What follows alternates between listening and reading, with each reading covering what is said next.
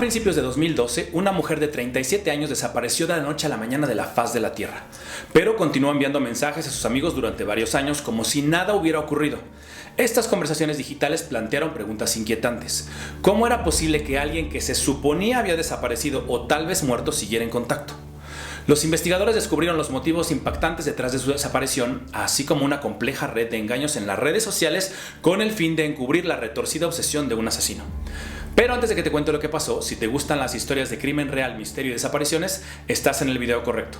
Por lo que te invito a suscribirte y activar la campanita de notificaciones, para que cuando tu pareja te pregunte quién se comió la última galleta del paquete, te llegue nuestra notificación de que ha salido un nuevo video y te salves de decir que fuiste tú.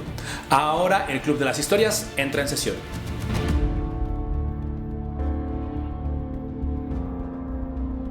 La historia de hoy nos lleva al estado de Nebraska, ubicado en la región Midwestern de Estados Unidos con una población de 1.900.000 habitantes. Es conocido como el granero de Estados Unidos, debido a su importante producción agrícola. Omaha es la ciudad más poblada, un importante centro de transporte y procesamiento de carne. Entre sus atracciones naturales se encuentran las impresionantes Sand Hills y la Reserva Natural del Río Platte, área de anidamiento de grullas y aves migratorias. El estado alberga cada año el famoso Rodeo College National Finals Rodeo y la Feria Estatal de Nebraska State Fair. Como dato curioso, la popular mezcla en polvo para preparar bebidas Kool-Aid fue inventada en Hastings, Nebraska en 1927 por el señor Edwin Perkins. A principios de 2012, Dave Krupa y su exnovia Amy se separaron en buenos términos y acordaron un arreglo de custodia para que Dave pudiera ver a sus dos hijos un par de veces a la semana. Dave había jugado fútbol americano en sus años de escuela y había servido en la Guardia Nacional antes de obtener su título en ingeniería automotriz. En septiembre de ese año, Dave, de 36 años, tenía 6 meses de haberse mudado a la ciudad de Omaha, en el estado de Nebraska. Se encontraba cerrando la puerta del taller automotriz en donde trabajaba como gerente, cuando se sorprendió a sí mismo pensando en la mujer que había conocido esa misma tarde en el taller. Dave estaba ayudando a otro cliente cuando esta mujer abrió la puerta, pero tan pronto la vio, olvidó por completo lo que estaba haciendo y simplemente se le quedó viendo. Dave se sintió torpe atendiendo al cliente que estaba delante de la mujer, se tambaleó para darle el cambio, le entregó mal el ticket, estaba hecho un manojo de nervios. Hasta que llegó esta mujer al mostrador, ella lo saludó y le dijo que su Ford Explorer negro necesitaba algunos trabajos de mantenimiento, pero que sí le urgía que se hicieran esos trabajos. Dave se había mudado a Omaha en abril de 2012, después de que él y su novia de toda la vida, Amy, acordaran que era hora de poner fin a su relación de 10 años. Una vez que llegó a Nebraska, le ofrecieron un trabajo como gerente en ese taller de carrocería. Vivía en un pequeño departamento a tan solo unas cuadras del taller. No lo tenía, la verdad, muy bien amueblado, solamente tenía lo necesario para sentarse, para dormir y para comer. A él, en algunas entrevistas, ha dicho que le parecía deprimente el estado de su departamento antes de conocer a esta mujer. Lo que le tenía a él un poquito emocionado era que pues a la hora de estar separado, él podría estar teniendo citas con chicas, pero después de 10 años no sabía ni siquiera cómo iniciar. Así que, como hemos visto en otros casos, se registró en un sitio web de citas llamado Plenty of Fish, tan solo unas pocas de haber llegado a la ciudad, y durante el verano nuestro amigo Dave logró una docena de citas con varias mujeres que conoció en línea. Pero lo que sintió con esta mujer en el taller aquel día era totalmente diferente. Era la primera vez en mucho tiempo que Dave conocía a alguien a la antigua, en persona. No era una pantalla de la página web, así que, pues bueno, él le emocionó muchísimo tener esas sensaciones de frente a alguien. Ahora, mientras Dave caminaba a su auto en esa noche después de cerrar la puerta del taller, deseó haberle pedido a esa mujer que saliera con él en una cita. Pero la verdad es que probablemente se hubiera visto poco profesional, que solamente haber intercambiado unas cuantas palabras y ya el empleado te está pidiendo que salgas con él hubiera estado un poquito raro e incómodo. Después de todo, tal vez él se había imaginado esa atracción y no era mutua. Así que Dave se subió a su auto, giró la llave, arrancó el motor y mientras salía del estacionamiento pensó que tal vez si aquella mujer realmente estaba interesada en él, regresaría al taller. 2 semanas después de aquel encuentro en el taller, mientras Dave veía perfiles en el sitio Plenty of Fish, no podía creer lo que estaba viendo. Ahí frente a sus ojos estaba la foto de aquella mujer. Su cabello era un poco diferente, pero los ojos y la sonrisa eran los mismos. Su nombre era Cary Farber, tenía 37 años y vivía a 1 hora de distancia en su ciudad natal de Macedonia, en Iowa. Trabajaba en una empresa de programación de computadoras en Omaha, a solo 1 cuadra del departamento de Dave. Era hermosa y, lo más importante, estaba disponible. Dave recordó esa sensación de atracción mutua que creía que habían sentido en el taller de carrocería y escribió un mensaje. «Oye, te conozco». Esperó un minuto, luego siguió desplazándose por otros perfiles, pero ya no estaba buscando realmente. Solo esperaba escuchar el sonido de una respuesta entrante, y no tuvo que esperar mucho. Hola, yo también te conozco. En las siguientes 2 semanas, Dave y Carrie se enviaron mensajes casi todos los días. Aproximadamente un mes después de la primera visita de Carrie al taller, hizo una segunda visita, alegando que sus ventanas se pegaban. Dave ni siquiera esperó a tomar los datos de los arreglos del coche, simplemente le preguntó directamente que si quería salir con ella. Ella con una sonrisa le dijo que sí, y a la siguiente noche estaban sentados uno frente al otro en el restaurante Applebee's del centro comercial Omaha Oakview. La cita fue de maravilla. Era obvio que él y Carrie tenían buena química. Dave encontró a Carrie no solo hermosa, sino también inteligente y divertida. Por su parte, Carrie encontró a Dave también atractivo y cautivador. A Carrie le gustaba que Dave fuera un hombre sencillo, de clase trabajadora, que trabajaba con las manos. Ambos eran padres solteros muy involucrados con sus hijos. Les gustaba leer, hablar sobre libros, tenían trabajos ocupados y ninguno de los dos, muy importante, quería tomarse la vida demasiado en serio. Unas horas más tarde de haber iniciado la cita, Carrie y Dave entraron en el departamento de Dave. La cosa se iba poniendo interesante, pero antes de que pudieran acomodarse en el sofá, se sobresaltaron al escuchar el sonido de alguien golpeando la puerta. Sorprendido y un poco irritado, obviamente pues le estaban interrumpiendo la cita, Dave se levantó del sofá, caminó hacia la puerta y cuando se asomó a través de la mirilla, no le sorprendió mucho ver quién estaba parada del otro lado. Su nombre era Liz Goyer, madre soltera que tenía 37 años y dirigía su propio negocio de limpieza de casas. Era la primera mujer con la que Dave había salido desde que había llegado a la ciudad de Omaha. En su momento, Liz y Dave se habían gustado y habían tenido buenos momentos mientras salían juntos, pero mientras los meses y las semanas fueron pasando, quedó claro para ambos que su relación se estaba desvaneciendo. Esa misma noche, mientras Dave estaba en el Applebee's con Carrie, Liz le había mandado un mensaje de texto preguntándole si podía pasar a su departamento esa noche para recoger algunas de las cosas que ella había dejado ahí cuando estaban saliendo. Dave la verdad es que ignoró el mensaje, pero Liz quería resolver la situación de una vez por todas, así que decidió irse al departamento de Dave sin avisarle. Dave pensó que el momento de Liz para llegar a su casa era el peor porque él estaba en su cita con Carrie ya estaba sentadita en el sofá, quién sabe qué iba a pasar y esta mujer tocando la puerta le estaba arruinando totalmente la noche. Él en ese momento deseó haberle respondido a Carrie sus mensajes diciéndole, oye, ven otro día, o sabes que mañana pasa, o yo te las llevo. Cualquier otra cosa hubiera sido mejor a que ella apareciera en la puerta tocando, pero no lo hizo. Así que ahí estaba él, ahí estaba Liz, la ex, y ahí estaba la cita que él había querido tener durante las últimas semanas. Una situación totalmente incómoda. Antes de abrir la puerta, Dave le explicó la situación a Carrie. Mira, esta es la mujer con la que yo salía hace unas semanas, ya todo terminó. Me mandó un texto mientras estábamos en el restaurante. Yo la verdad es que la ignoré, no quise saber nada de ella y ahorita está aquí, dice que quiere recoger unas cosas y la verdad es que me da muchísima pena contigo, entonces por favor no te muevas, voy a resolver la situación. Carrie la verdad es que manejó bastante bien la situación, se puso de pie como si se estuviera yendo. Mientras tanto Dave abrió la puerta, saludó a Liz. ¿Qué pasó? Pásale.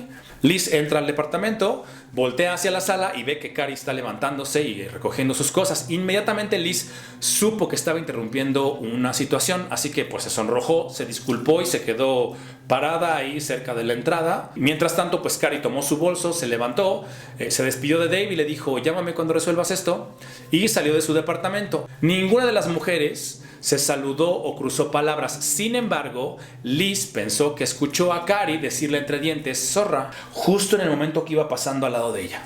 Una vez que Carrie se fue, Dave le dijo a Liz que entrara y que recogiera lo que necesitara. Mientras estaba yendo de un lado al otro del departamento recogiendo sus cosas, Liz apenadísima se disculpaba. Oye, perdón, no sabía que estabas ocupado, la verdad no hubiera sabido, pero es que necesito estas cosas para mañana, perdóname que me hubiera parecido así. Dave realmente no le estaba poniendo atención, no la estaba escuchando. Él lo único que quería era que Liz se fuera para poder llamar a Carrie y ver si aún podían encontrarse esa noche. Dave siempre se había caracterizado por ser un hombre honesto con las mujeres, tal vez brutalmente honesto. Justo al inicio de la relación o de la cita les explicaba que solamente le interesaba el sexo casual y la compañía en general, que algunas citas podía estar bien, pero que no tenía interés en casarse. Nunca había tenido interés en casarse, de hecho esa era la razón por la que se había mudado a Omaha. Su exnovia Amy se había cansado de decirle y de proponerle que se casaran. La verdad es que terminó por cansarse y le dijo, tienes que irte, y pues Dave se fue. Después de que Liz terminó de recoger sus cosas, se despidió rápidamente de Dave, también se apresuró a salir por la puerta. En cuanto se fue Liz, Dave cerró la puerta, sacó su teléfono celular y le marcó a Carrie. Él le preguntó si aún era posible que él fuera a su casa. Esa noche, el hijo de Carrie, que se llama Max, que tenía 14 años, se había ido a dormir a casa de sus abuelos, así que Carrie tenía casa sola e inmediatamente dijo que sí. En cuanto Dave llegó, se armaron los besos con locura y compasión. Una cosa llevó a la otra y mientras ellos se dirigían hacia la recámara, fue Carrie la que puso un alto y le dijo a Dave que la verdad tenía que ser muy honesta con él y le dijo que no estaba interesada en una relación seria ni tampoco exclusiva. En ese momento Dave sintió que se ganó la lotería, se sintió flotando porque era justo lo que él quería. Durante la siguiente semana, Carrie y Dave se vieron cada vez que tenían la oportunidad. Carrie se dio una vuelta por el taller y le pidió a Dave que le ayudara a encontrar un coche para su hijo. En otra ocasión, ella lo llevó de compras a tiendas de segunda mano y comenzó a mejorar los muebles de su departamento, ya que Dave le urgía cambiar su viejo y mugroso sofá por algo un poquito más cómodo para los besos y para las películas. Al final de esa semana, Carrie le platicó a Dave que había conseguido un buen proyecto en el trabajo y de inmediato Dave le dijo que podía vivir en su departamento durante la semana que durara su proyecto. Eso con el fin de ahorrar el dinero y pues ahorrarse el tiempo del viaje entre su trabajo y su casa. La verdad es que ella tenía que moverse 2 horas para poder llegar a su trabajo. Entonces, pues Carrie hizo lo que tenía que hacer. El hijo de Carrie se quedaría con sus abuelos esa semana y ella podía tener la libertad de trabajar en su proyecto muy cerca de donde estaba su oficina. Esa semana que vivieron juntos, rápidamente comenzaron a usar palabras de cariño: chiquitito, bodoque, cuchurrumín, bebé mochito, pachurrito, chiquitita. Bueno, no, la verdad es que no sé cómo se habían dicho, pero bueno, algo por ahí. La mañana del 13 de noviembre de 2012, Dave se preparó para ir al trabajo y luego se acercó a Carrie, quien aún tenía puesta la pijama. Cuando le dio un beso de despedida, le sonrió y le dijo que la veía más tarde. Ese día, alrededor de las 10 a.m., mientras Dave estaba en el taller, recibió un mensaje de texto de Carrie preguntándole si quería que vivieran juntos permanentemente. Dave entendió que él y Carrie definitivamente se habían acercado mucho, pero no era la intención de la relación. Por eso es que esa semana que habían estado juntos se le habían pasado tan bien, porque sabían que era temporal, porque tenía caducidad. Obviamente el mensaje lo hizo sentir confundido. Carrie había hecho la misma afirmación que él de no querer algo serio, así que le respondió con un mensaje de texto que simplemente decía: no estoy interesado, e hizo el plan de hablar con Carrie esa tarde al regresar del trabajo. Pero solo 20 segundos después de que le había contestado, recibió un mensaje de texto con un tono de enojo, rompiendo completamente con la relación. El mensaje de ella decía: está bien, te odio, estoy saliendo con alguien más y no quiero volver a verte. Cuando Dave llegó a casa esa noche, se dio cuenta de que Carrie hablaba en serio. Ni un solo objeto de ella quedaba en el departamento, es más, ni siquiera el cepillo de dientes. Todas las cosas de ella habían desaparecido. Dave se encontraba totalmente sorprendido. Carrie estaba revelando cómo se sentía realmente, así que no pasó mucho tiempo para que Dave diera paso de la sorpresa al alivio. Probablemente había él esquivado una bala en serio y era mejor para él, según su idea, de que terminara esa relación antes de que se volviera un problema. Pero resultó que la situación de Carrie aún no había terminado. Al menos no aún. En los siguientes 2 días, el teléfono de Dave comenzó a llenarse de mensajes de texto y correos electrónicos de Carrie. Podía haberse llevado sus cosas del departamento, pero definitivamente no lo iba a dejar en paz. Al principio los mensajes dejaban de ver una Carrie enojada y celosa. Según los mensajes, Carrie lo odiaba. Él le había arruinado la vida, era una persona terrible. Aunque Carrie le dijo que renunció a su trabajo en la empresa de informática que estaba cerca de Dave, quedó claro que por algunos de estos mensajes de texto, ella aún estaba cerca. Especialmente un mensaje muy espeluznante que Dave recibió que decía: mi actividad favorita es pararme afuera y mirarte. No pasó mucho tiempo antes de que el tono de los mensajes y correos electrónicos cambiara de vengativo e insultante a abiertamente amenazante. Te odio tanto que quiero clavarte un cuchillo en el corazón, decía un mensaje. Destruiré tu vida y me llevaré tu felicidad. Y cada vez los mensajes iban escalando en tono. Pero no solamente Dave era quien recibía los mensajes, sino también Liz, la mujer que llegó ese día a interrumpir la cita en el departamento de Dave. También a ella le empezaron a llegar mensajes. Un mensaje que Dave recibió de Carrie decía que Liz era una gorda fea que merecía morir.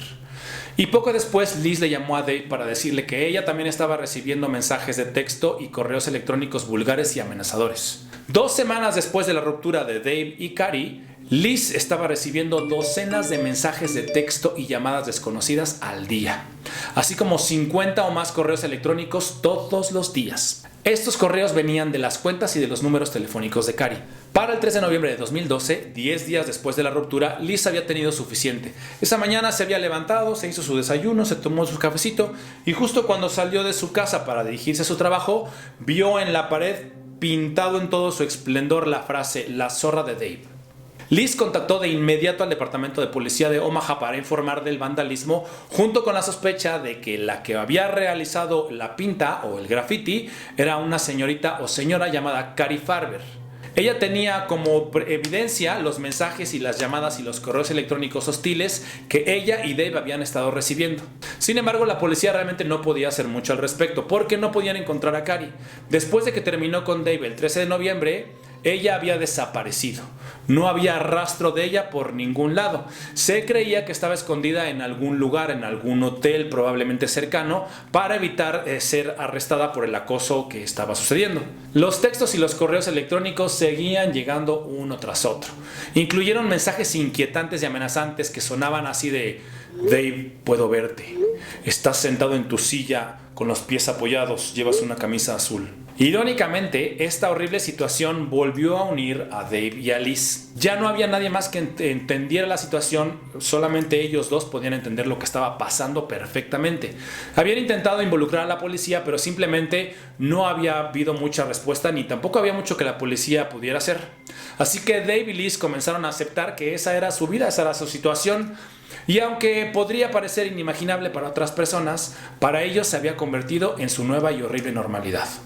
No era raro para ellos que estuvieran sentados en el sofá viendo una peliculita, Netflix, cuando de pronto recibían un mensaje o una ráfaga de mensajes de parte de Cari.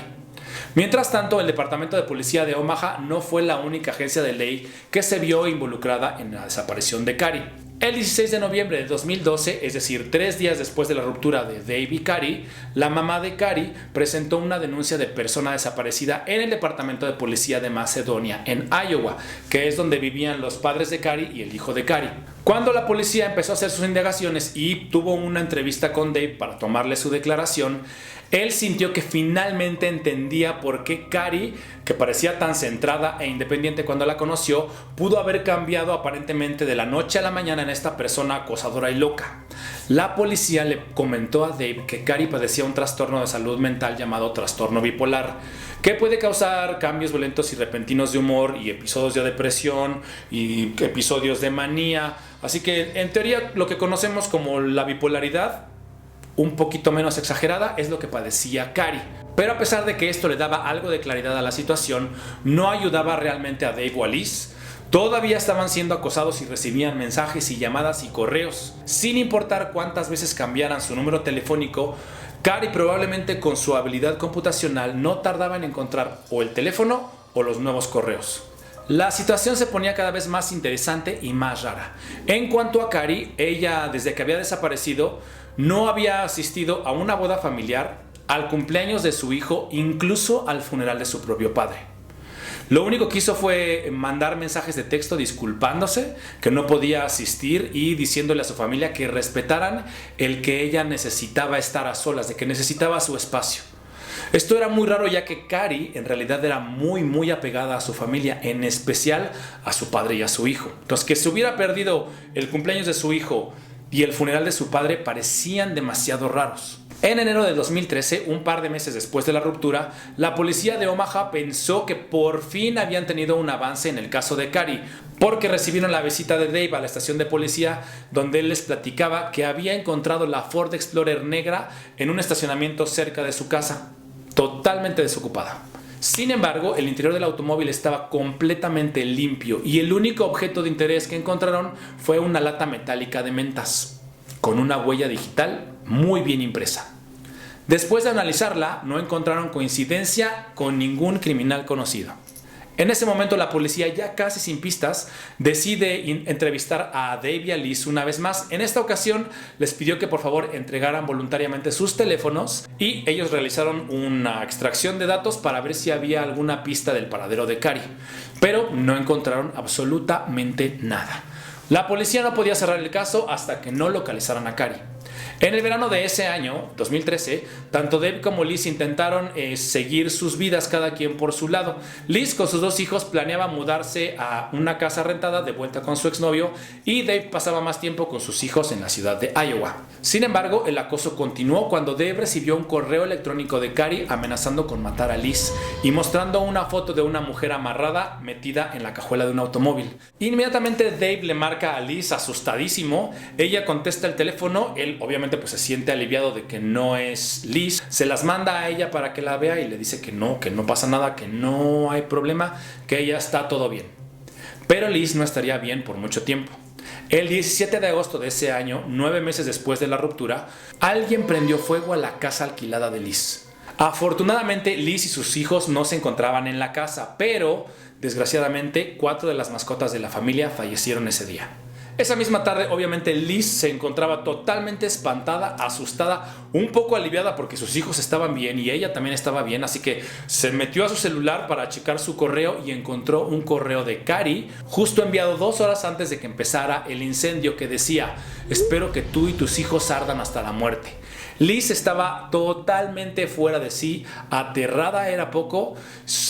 Afortunadamente no les había pasado nada, pero se encontraba muy asustada. Dave se sentía totalmente apenado, se disculpaba muchas veces con Liz y se encontraba atormentado por la culpa, pues él había llevado a Cari a la vida de Liz, que no tenía absolutamente nada que ver. Incluso él decidió comprarse una pistola. Si llegaba el momento de defenderse, él estaría preparado. Mientras que la policía continuaba con la investigación, las intrusiones en la vida de Dave y de Liz parecían escalar y no terminar. El taller de carrocería donde Dave trabajaba fue vandalizado en enero de 2014. También en otra ocasión, una cita que tuvo Dave y que había llevado a la chica a su departamento, Dave escuchó y vio claramente cómo la manija de la puerta se movía y alguien había hecho el esfuerzo para abrirla forcejeando. La cita terminó nada bien cuando un ladrillo rompió totalmente la ventana del departamento de Dave. También su exnovia Amy Flora, con la que había durado 10 años, la madre de sus hijos, ella también había recibido mensajes amenazantes de Cari. Parecía que cualquiera involucrado en la vida de Dave estaba siendo víctima de esta mujer. En 2015, 2 años después de la ruptura entre Cari y Dave, Liz se preguntaba si tal vez había alguien más detrás de los ataques. Simplemente para ella no tenía sentido que la policía no hubiera podido encontrar a Cari y que Cari aún siguiera yendo atrás de ella, que siguiera acosándola y molestándola. Liz, después de analizar toda esta situación, se sube a su auto y se dirige a la oficina del sheriff del condado de Pottawatomie en Council Bluffs, Iowa. Y ahí le cuenta al nuevo equipo de investigadores que ya habían comenzado a revisar los archivos de la investigación de Cari, que quería presentar una orden de restricción no contra Cari Farber, sino contra Amy Flora, la exnovia de Dave y madre de sus hijos. Cuando la policía le pregunta a Liz pues por qué quería esto, ella le dijo a los investigadores que ahora creía que la persona que les había enviado esos textos y esos mensajes y todo el acoso a ella y a Dave era Amy. La policía obviamente le pregunta a Liz que por qué, que si tiene alguna evidencia, o ella le platica a los policías que los correos electrónicos los ha recibido de Amy. Liz creía que Cari no estaba huyendo ni escondiéndose, sino que había sido Amy la que probablemente había hecho algo para deshacerse o desaparecer a Cari, y luego se había apoderado de todas sus cuentas de correo electrónico y de su teléfono. Liz sabía que esta era una acusación muy seria, pero para ella tenía todo el sentido del mundo. Ella decía que Amy veía a cualquier mujer con la que Dave hubiera salido como culpable o responsable de que Dave se hubiera alejado de ella y de sus hijos. Los policías se quedan un poco sorprendidos por lo que les está diciendo Liz, pero deciden investigar un poco en la teoría, que sonaba un poquito loca, pero deciden investigar. Aún así le piden a Liz su teléfono para poder descargar los datos, con el fin de revisar todos los mensajes amenazantes y acosantes que había recibido en su teléfono Liz. Liz estuvo totalmente de acuerdo: sí, tomen mi teléfono, aquí está, conéctenlo, descárguenle lo que necesiten, encuentren la evidencia de que lo que les estoy diciendo es verdad. Después de casi 3 años de esta total y absoluta pesadilla, Liz sentía que finalmente la policía podía ponerle fin al asunto. Sin embargo, la pesadilla de Liz estaba a punto de empeorar considerablemente. A las 6:42 p.m. del siguiente día, en la tarde del 5 de diciembre de 2015, la policía recibió una llamada frenética al 911 desde el parque Big Lake en Council Bluffs, en Iowa. Era Liz, Cuando la policía y una ambulancia llegaron, Liz estaba en el suelo, en un charco de sangre, justo al lado de su automóvil. Los policías, totalmente sorprendidos y sacados de onda, le preguntan: oiga, ¿qué es lo que está pasando? Platícanos, ¿por qué estás aquí? ¿Qué pasó? Ella les platica que venía del banco, se dirigía a su automóvil cuando alguien la tomó por detrás, le apuntó con una pistola en la espalda. Ella de momento pensó que a lo mejor trataban de tomarle el pelo y se dio la media vuelta para ponerse de frente a su posible asaltante. Cuando escuchó un disparo, ella se hizo bolita, empezó a sentir el dolor en el muslo, se tiró al suelo y el agresor simplemente se dio la media vuelta y se fue corriendo. En ese momento pues estaba en shock, no le dolía tanto, la revisaron los doctores y le dijeron que por suerte la bala no tocó el hueso ni la vena femoral. Ya con un poco de analgésico en la pierna y con la mente más clara, sin el dolor punzante, Liz le dijo a los policías que cuando se voltea y ve a su atacante, justo después de recibir el disparo, ella levanta la vista y ve cómo el atacante va corriendo y que era obvio que estaba frente a una mujer, que había sido atacada por una mujer. Así que le dijo a los investigadores que tenía que ser Amy, que ella estaba segura de que era Amy. ¿Quién más tendría un motivo para dispararle? Así que ni tardos ni perezosos, a las 7 p.m. de esa misma noche, la policía llegó a la puerta de Amy con armas en mano. Señorita, por favor, salga usted de ahí, vamos a interrogarla. Nos parece que usted ha sido quien ha atacado a esta persona. Amy no tuvo otra más que levantar las manos y decir: sí, claro, a donde ustedes me digan, yo voy. Se la llevan a la sala de interrogación, le preguntan si le pueden aplicar la prueba del polígrafo. Amy falló la prueba del polígrafo, pero como no podían descartar la coartada de Amy de que había estado en su casa con su familia, la policía la tuvo que dejar ir. El 7 de diciembre, 3 días después del tiroteo, la policía solicitó los 2 teléfonos celulares tanto de Dave como de Amy, que pudieron cotejar con la información que tenían del teléfono de Liz, que ya habían pedido aproximadamente unas semanas antes. Utilizando la información de los teléfonos, junto con las pruebas que recopilaron, la policía finalmente sintió que habían llegado a una conclusión. Llamaron por teléfono a Liz, quien en ese momento aún se encontraba en recuperación por la herida de bala que tenía en el muslo. Tenía ella que moverse con muletas y le preguntaron si estaría bien, si estaría dispuesta a ayudarles a llevar a Amy Flora ante la justicia. Como Liz había sugerido anteriormente que la responsable de todo el acoso y del ataque había sido Amy, ella se presentó sin problemas a la comisaría. Los policías le explican a Liz que están parcialmente de acuerdo con su teoría, pues desgraciadamente han encontrado evidencia que indica que alguien asesinó a Cari Farber y que había tomado sus datos de correo electrónico y su teléfono y que habían iniciado esta campaña de hostigamiento y de amenazas que había durado 3 años. Pero le dijeron a Liz que para que estos cargos y para que el juicio tuviera éxito necesitaban evidencia incriminatoria y querían que Liz contactara a Amy por correo electrónico o por mensaje de texto para ver si Amy revelaba cierta información que solamente el asesino supiera. Obviamente ella se espantó muchísimo y les dijo que no quería hacer lo que le daba muchísimo miedo, que sus hijos, que su casa, que su negocio, que su vida. La policía le prometió que ellos iban a encargarse de que nadie les hiciera daño a ella y a sus hijos. Efectivamente, ella aceptó ayudar. Unos correos y unos mensajes de texto después, Liz enfureció tanto a Amy que comenzó a hablar sobre lo que había hecho. Liz simplemente reenvió esos mensajes de texto a la policía y en esos mensajes reenviados, Amy admitió haber disparado a Liz, casi como si estuviera tratando de presumir acerca del ataque. Sorprendentemente, Amy también admitió haber matado a Cari, diciendo que había muerto dentro de su Ford Explorer negro. Y efectivamente, en un segundo examen forense que le aplicaron a la Ford Explorer negra de Cari, abajo de los asientos encontraron manchas de sangre que pertenecían a Cari Farber. Ahora, con todas estas nuevas evidencias, la policía también había encontrado una coincidencia para la huella digital desconocida que habían encontrado en la lata de mentas 3 años atrás. Con todas estas nuevas pruebas, ahora estaba claro quién había matado a Cari y luego había acosado sin piedad a Dave y a Liz. Esa persona no era Amy Flora, era Liz.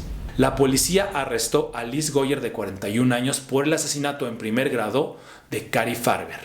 El juicio de Shanna Liz Goyer por el asesinato de Cari Farber comenzó en enero de 2016. La fiscalía argumentó que Liz había planeado y ejecutado el asesinato de Cari por celos. Los abogados de Liz argumentaron que ella era inocente y que Cari había sido víctima de un robo que salió mal. Liz fue declarada culpable del asesinato en primer grado y condenada a cadena perpetua sin libertad condicional. Las autoridades creen que Liz la estranguló y luego deshizo su cuerpo en ácido. Han dicho también que creen que actuó sola en el asesinato. Dave Krupa no ha sido acusado de ningún delito en relación a la desaparición de Cari Farber. Sigue viviendo en Iowa y tiene una nueva familia. El cuerpo de Cari Farber nunca fue encontrado. Así que se hizo la víctima por 3 años. Al principio era sencillo, pues ella tenía que mandar el mensaje desde el teléfono de Liz al teléfono de Dave diciéndole: te odio, eres lo peor que me ha pasado en la vida. También programaba los mensajes cuando ella se encontraba con Dave viendo la televisión. Ella ya había programado a qué hora se iban a mandar los mensajes, y por eso es que le llegaban los mensajes a Dave y a Liz al mismo tiempo mientras estaban juntos. De ahí ya fue el incendio a la casa y también el dispararse en su propia pierna con tal de inculpar a Amy. Afortunadamente, los datos que sacó la policía del teléfono de Liz, había una fotografía donde se veía el pie de una Cari que, pues, los forenses, después de analizarla cuidadosamente, determinan que cuando la foto se había tomado, Cari ya se encontraba fallecida. Esta fue la evidencia crucial e importante en el caso contra Liz, que le dio la posibilidad al jurado de decidir que ella era culpable. No hay duda que no sabemos en realidad qué es lo que hay detrás de un perfil en una red social. Te puede tocar una persona honesta y tener una vida maravillosa o una relación maravillosa, o te puede tocar una psicópata. Gracias por haber llegado hasta esta parte del video. Aquí abajo de la pantalla hay un par de botones que me ayudaría muchísimo que presionaras para poder seguir creando este tipo de contenido. Por mi parte es todo. Yo soy Yair. Nos vemos pronto aquí en el Club de las Historias. Cuídense mucho. Los quiero. Gracias.